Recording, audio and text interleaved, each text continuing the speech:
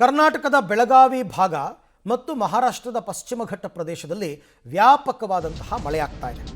ಹಾಗಾಗಿ ಒಂದೇ ದಿನದಲ್ಲಿ ಹಲವು ಡ್ಯಾಮ್ಗಳಿಗೆ ಭಾರಿ ಪ್ರಮಾಣದ ನೀರು ಹರಿದು ಬಂದಿದೆ.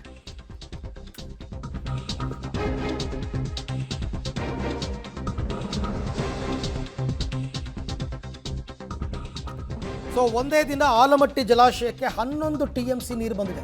11 TMC ನೀರು ಆಲಮಟ್ಟಿಗೆ. ಇನ್ನು ಲಿಂಗನಮಕ್ಕಿ ಜಲಾಶಯಕ್ಕೆ 3 TMC ನೀರು ಬಂದಿದೆ.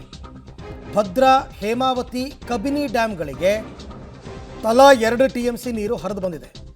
14 ಜಲಾಶಯಗಳಲ್ಲಿ ಈಗ ಬರೋಬ್ಬರಿ 277 TMC ನೀರು ನಮ್ಮ ಕರ್ನಾಟಕದಲ್ಲಿ ಸಂಗ್ರಹ ಆಗಿದೆ.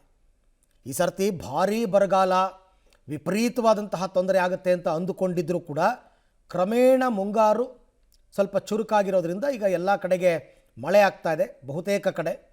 ಹಾಗಾಗಿ ನಿಮಗೆ ಕಬಿನಿ, ಹೇಮಾವತಿ, ಭದ್ರಾ, ಆಲಮಟ್ಟಿ ಇಲ್ಲಿಗೆಲ್ಲ ನೀರು ಚೆನ್ನಾಗಿ ಹರಿದು ಬರ್ತಾ ಇದೆ ಒಂದೇ ದಿನದಲ್ಲಿ. ಇನ್ನೂ 7-8 ದಿನ ಮಳೆ ಇದೆ ಇದೇ ರೀತಿ ಅಂತ ಹೇಳ್ತಾ ಇದ್ದಾರೆ. ಆ ರೀತಿ ಇದೇ ಪ್ರಮಾಣದಲ್ಲಿ ಬಂದರೆ ಸ್ವಲ್ಪ ಎಲ್ಲ ಜಲಾಶಯಗಳು ಕೂಡ ಭರ್ತಿ ಆಗುವ ಹಂತಕ್ಕೆ ಬರುತ್ತೆ. ಅದೇನು ತಿಂಗಳಾನುಗಟ್ಟಲೆ ಹುಯ್ಬೇಕು ಅಂತಲೂ ಏನಿಲ್ಲ.